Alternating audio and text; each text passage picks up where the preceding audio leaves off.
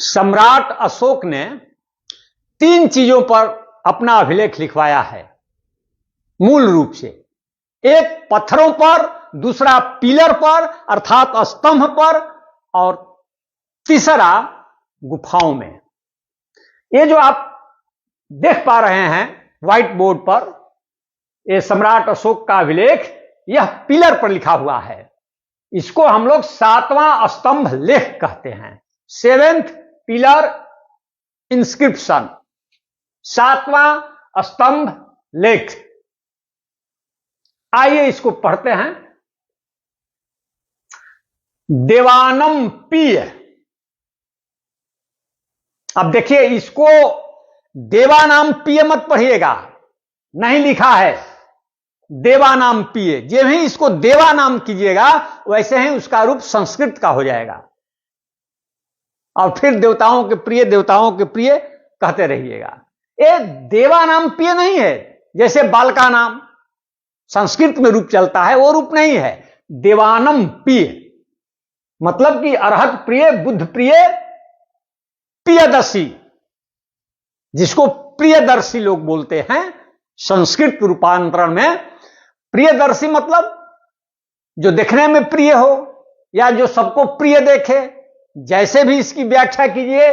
देवानम प्रिय प्रियदर्शी लाजा, लाजा माने राजा, ल को र में बदलिए, राजा।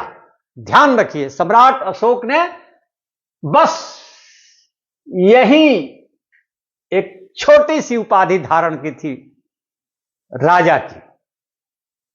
सम्राट अशोक ने अपने को महाराजा नहीं कहा, सम्राट अशोक ने अपने को महाराजा धीराज नहीं कहा। जैसे जैसे राजाओं का साम्राज्य सिकुड़ता गया, छोटा होता गया, वैसे वैसे उनकी उपाधि लंबी होती गई। जो सम्राट अशोक से छोटे राजा थे, उन लोगों ने महाराजा अपने आप को कहा, महाराजा। लेकिन सम्राट अशोक ने अपने को कहीं महाराजा नहीं कहा है।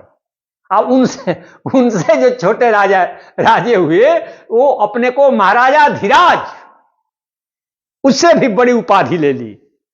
लेकिन सम्राट अशोक ने अपने को न महाराजा कहा, न महाराजा धीराज कहा, बल्कि सम्राट अशोक ने अपने को सिर्फ राजा कहा।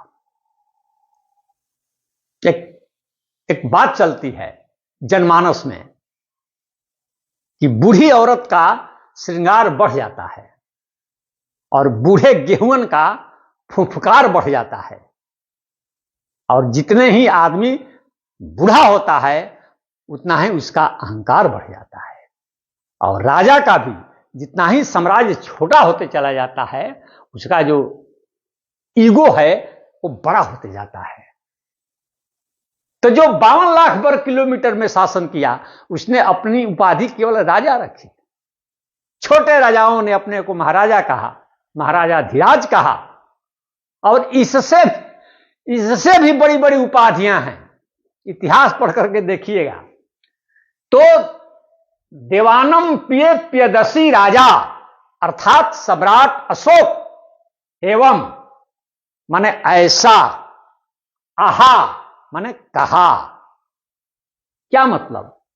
सम्राट अशोक राजा ने, एवं माने ऐसा, आहा माने कहते हैं,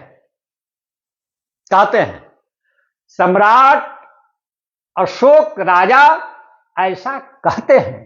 क्या कहते हैं भाई, क्या कहते हैं? ये नीचे पढ़िए। मगेसु, मगेसु मग माने रास्ता जिस पर गमन किया जा सके। ग यहां गमन का संक्षिप्त रूप है। नग पर्वत को कहा जाता है, माउंटेन को नग कहा जाता है, जो न गमन करे। पर्वत तो चलता नहीं है, इसलिए उसका एक नाम नग है। और जो मिट्टी पर गमन करे वो मृग है, जो आसमान में गमन करे वो खग है। ख माने आसमान, इसलिए भूगोल का उल्टा क्या होता है? विलोम, खगोल। मृग मतलब, मृग माने मिट्टी, मिट्टी पर जो गमन करे वो सब मृग है। हरिण भी मृग है, बंदर भी मृग है, सिंह भी मृग है, हाथी भी मृग है, आदमी भी मृग है, क्योंकि आदमी भी तो मिट्टी पर गमन करता है। और पशुओं में आप देखिएगा कि यह चीज दिखाई पड़ेगी। जैसे जो बंदर को शाखा मृग कहा जाता है, मतलब शाखा मृग मतलब जो पशु शाखाओं पर रहे, तो बंदर जिसके पास सूंड हो, हाथ हो, हस्तीन मृग। सिंह को मृगराज कहा जाता है, माने पशुओं का राजा। मृग वहां क्या है? पशु। सभी पशु मृग में है। धीरे धीरे इसका अर्थ संकोच हो गया, सिकुड़ गया अर्थ, और ये हो गया मृग माने हरिण या हिरण। खैर, मगेसु माने रास्ते में, रास्ते में, मगेसु माने रास्ते में, पी माने भी, माने रास्ते में भी, में माने मेरे द्वारा, में माने मेरे द्वारा। क्या? निगोहानी। निगोह माने क्या होता है? निगोह मतलब होता है बट वृक्ष, बरगद का पेड़, उसको प्राकृत में निगोह कहा जाता है। और जब ही इसको निगोहानी कहेंगे तो यह बहुवचन रूप हो गया, माने बहुत सारे बरगद के पेड़, बट वृक्ष, बहुवचन। निगोहानी, निगोह माने बरगद और निगोहानी माने बहुत सारे बरगद, बहुत सारे बरगद के पेड़। इसको संस्कृत में नेग्रोध कहा जाता है। नेग्रोध माने बट वृक्ष, बरगद। तो कहते हैं सम्राट अशोक कि मगेसु माने रास्ते में, पी माने भी, माने और जगह लगाए होंगे, उसमें रास्ते में भी लगवाए। भी शब्द बता रहा है कि न केवल रास्ते में बल्कि दूसरी जगहों पर भी सम्राट अशोक ने बरगद के पेड़ लगवाए थे। किस लिए भाई? मगेसु पी में माने मेरे द्वारा, निगोहानी माने बट वृक्ष लगवाए गए। लोपा पितानी, लोपा पितानी, लौ को र में बदल दीजिए, मतलब कि रोपा पितानी,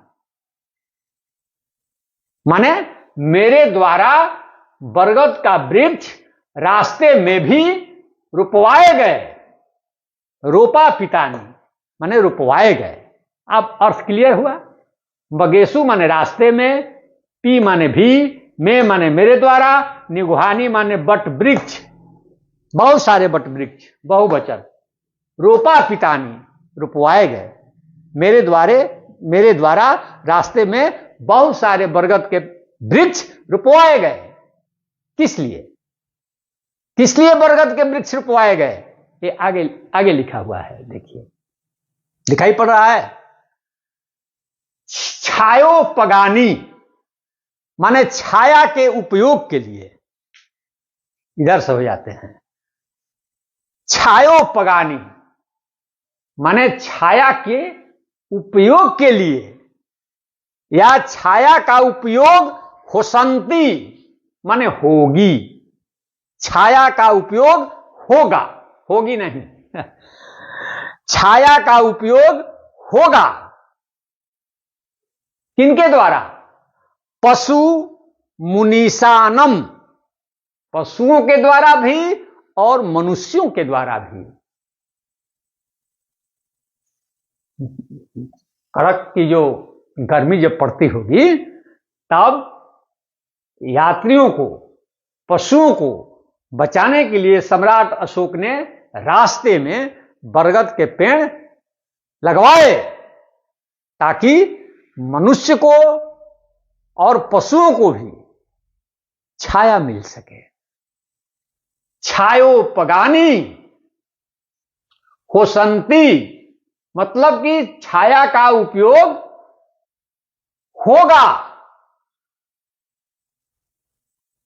पशुओं द्वारा और मनुष्यों द्वारा।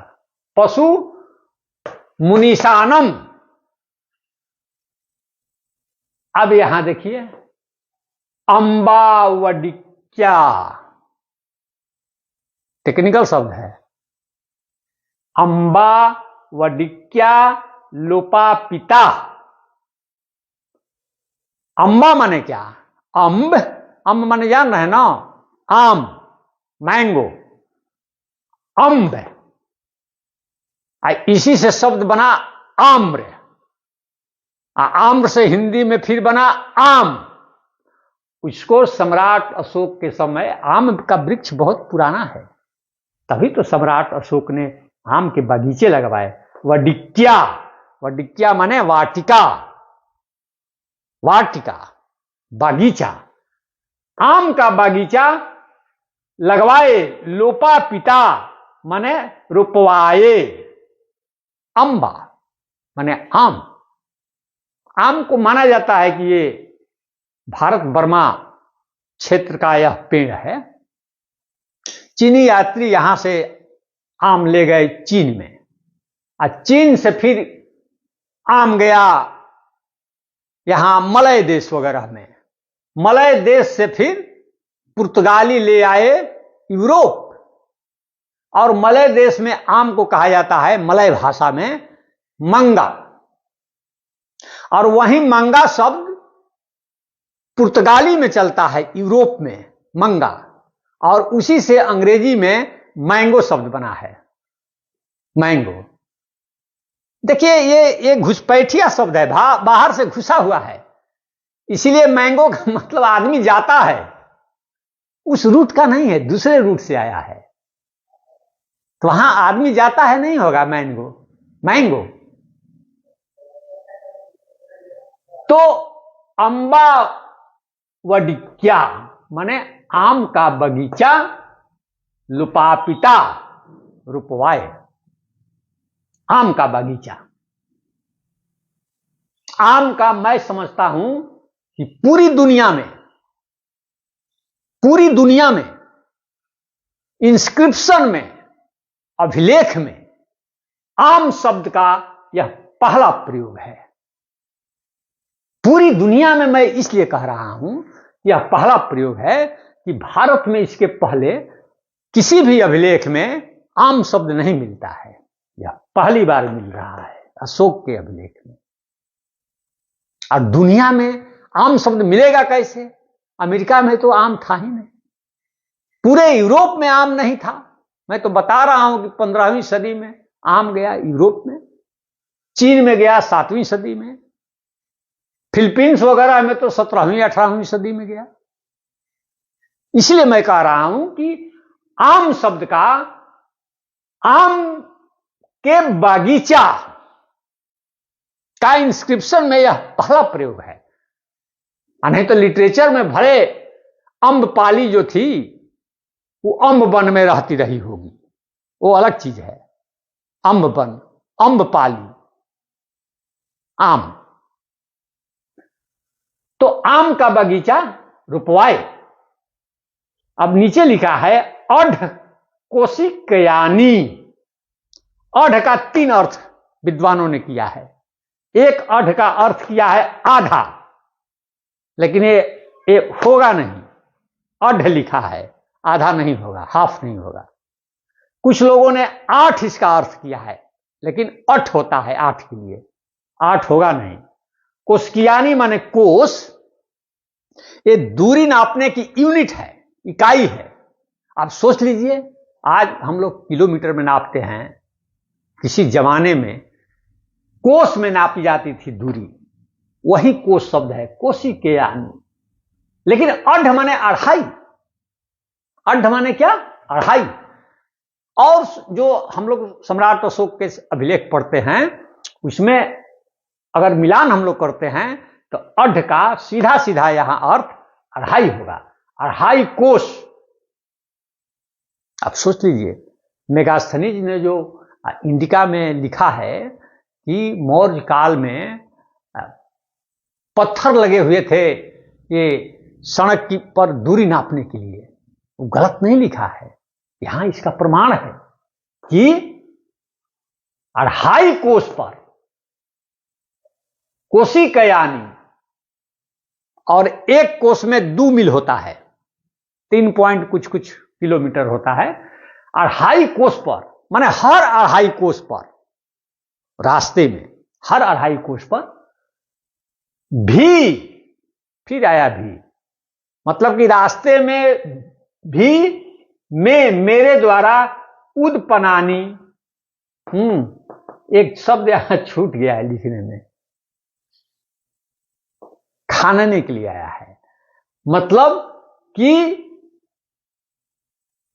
मार्ग में हर 2.5 कोस पर मैंने उदुपनानी, उदुपनानी माने कुएं, उदक माने बताया था ना यहां पानी, पानी, उदु माने पानी, लैटिन में उदुस बोलते हैं, उदुस, उदुस माने पानी, संस्कृत में उदक, उदक माने पानी, माने कुएं खुदवाए हर 2.5 कोस पर। और क्या किए, और जगह भी कुएं खुदवाए, क्योंकि यहां पी शब्द है, मतलब कि रास्ते में भी खुदवाए और जगह भी खुदवाए सम्राट अशोक ने पानी पीने के लिए। निशिधया, निशी माने क्या होता है, निशी माने आप तो जानते ही, रात्रि, निशिचर, निशिचर शब्द इसी से बना है, जो रात में चले, निशाचर, निशी ना अनल मिले सुन सुकुमारी, तुलसीदास ने लिखा है। निशी माने रात, और ढया माने वहीं ढब्बा, ढब्बा, रात्रि के लिए ढब्बा या रात्रि विश्राम के लिए, इसका अर्थ कीजिए विश्राम गृह, रात्रि के विश्राम के लिए विश्राम गृह, निशी माने रात्रि, निशीधया, अरे विश्राम गृह, च और कुएं खुदवाए, च और निशीधया माने विश्राम गृह, ल को र में बदलिए, कारा पिता माने करवाए, कारा पिता माने करवाए, मतलब क्या हुआ कि विश्राम गृह और विश्राम गृह स्थापित कराए। आज थोड़ा थका हुआ हूं, आपने सुना, बहुत बहुत धन्यवाद, धन्यवाद।